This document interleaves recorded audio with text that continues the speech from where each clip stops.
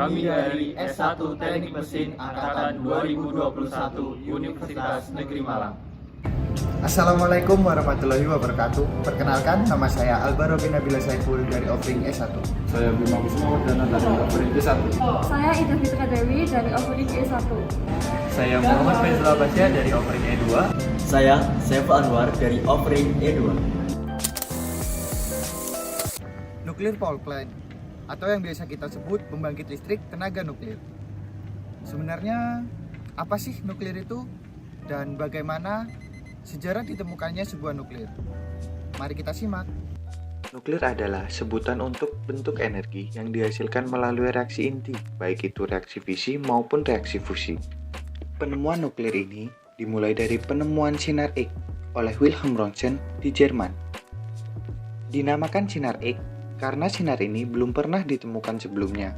Penemuan inilah yang mendorong penemuan-penemuan lainnya dalam bidang nuklir. Pada tahun 1896, Henry Becquerel menemukan uranium, bahan pertama yang memancarkan radiasi terus-menerus tanpa memerlukan sumber energi dari luar. Penemuan inilah yang menjadi cikal bakal penemuan nuklir lainnya, seperti bahan-bahan, teori-teori, dan pemanfaatannya. Perkembangan nuklir di Barat sangatlah cepat dan pesat. Akhirnya, pada tahun 1933, ide spesial dan cemerlang pun muncul, yaitu reaksi berantai nuklir yang dilontarkan oleh Leo Szilard. Leo Szilard menyatakan reaksi nuklir bisa sebagai bom, karena reaksi ini bisa terjadi secara terus-menerus dan menghasilkan energi yang sangat besar.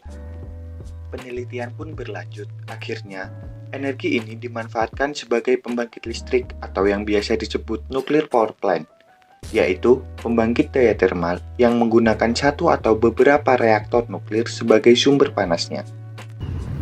Sejarah dan pengertian nuklir kalian juga sudah tahu. Lanjut ke jenis-jenis PLTN, khususnya reaktor fisi dan reaktor fusi. Dan jenis-jenis bahan bakar apa saja yang digunakan dalam reaktor nuklir. Yuk dibahas. Reaktor nuklir yang pertama yaitu reaktor fisi. Reaksi fisi terjadi ketika inti atom dari radioaktif membelah diri ketika menabrak neutron. Neutron akan terus menabrak inti atom yang lain yang membelah sehingga membentuk reaksi rantai. Sedangkan reaksi fusi terjadi ketika inti atom atau nukleus material radioaktif kemudian fusion atau bergabung atau bersatu menjadi satu kesatuan yang menghasilkan energi yang besar. Berikut bahan bakar yang sesuai dengan jenis dan tipe reaktor. Yang pertama, rakitan bahan bakar PWR atau Pressure Water Reactor atau air bertekanan. Bahan bakarnya tersusun dari palet keramik, UO2 atau uranium dioksida, dan MOX. Lanjut, rakitan bahan bakar BWR atau Boiling Water Reactor atau air mendidih. Bahan bakarnya sama seperti PWR, menggunakan campuran uranium dioksida dan plutonium. Yang ketiga, rakitan bahan bakar PHWR atau reaktor candu air berat. Bahan bakar menggunakan palet uranium alami 238 dan sedikit campuran 235 yang dibungkus dengan zikaloid. Selanjutnya, rakitan bahan bakar AGR yang menggunakan karbon dioksida atau CO2 sebagai pendingin utama. Bahan bakar tersusun dari 36 pin bahan palet uranium dioksida. Dan yang terakhir yaitu rakitan bahan bakar neutron cepat yang menggunakan bahan bakar plutonium, amerilium, peptunium, dan uranium. Setelah mempelajari mengenai jenis-jenis PLTN dan bahan bakar yang digunakan, selanjutnya kita belajar mengenai desain dan komponen PLTN yuk. Nah, ini adalah gambaran PLTN yang banyak kita ketahui. Simak pembahasan mengenai bagian-bagian PLTN ini ya. Kali ini kita akan mempelajari bagian-bagian pembangkit listrik tenaga nuklir dengan tipe Pressure Water Reactor atau PLTN yang menggunakan air bertekanan. Bagian utama yang paling penting yaitu containment building atau kubah penahan. Tujuan bangunan ini adalah sebagai perisai selama operasional reaktor, serta mencegah polusi yang keluar saat terjadi kebocoran di dalam reaktor. Di dalam containment building terdapat reaktor vessel, uranium fuel, control rods, dan steam generator. Selanjutnya ada yang namanya steam lines, yaitu aliran pipa untuk menyalurkan uap. Kemudian uap digunakan untuk memutar turbin, dan turbin ini digandeng dengan generator untuk mengubah energi mekanik menjadi energi listrik. Untuk distribusi di sini menggunakan transformer atau biasanya disebut dengan trafo. Nah, uap dari turbin tadi kemudian dikondensasi dengan alat bernama kondenser. Kemudian dialirkan menuju warm water inlet. Karena air yang dihasilkan panas, maka air didinginkan di dalam cooling tower dan menghasilkan water vapor atau uap. Nah, di dalam cooling tower terdapat cold water basin yang berisi air dingin dari sumber.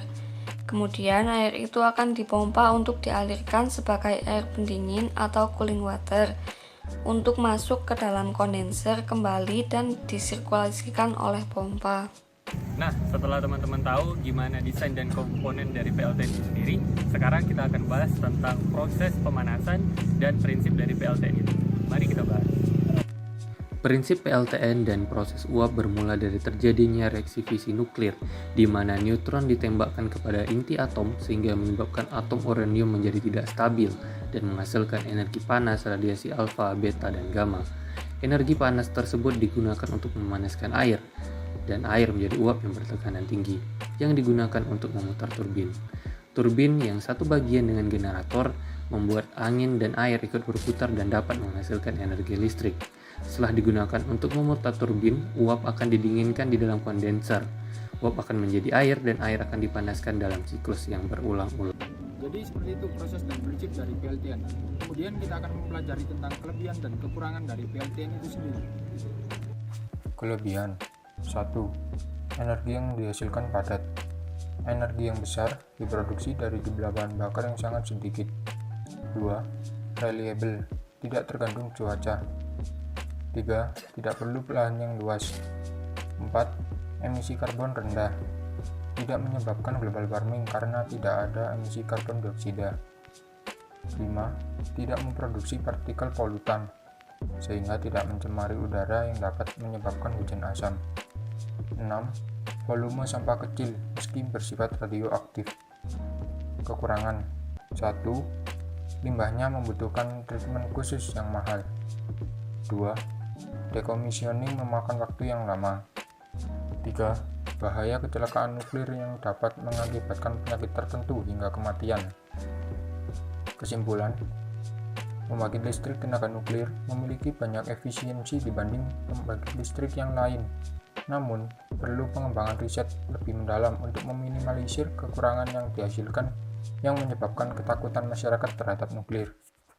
Sekian pembahasan dari kami, semoga ilmunya bermanfaat. Terima kasih.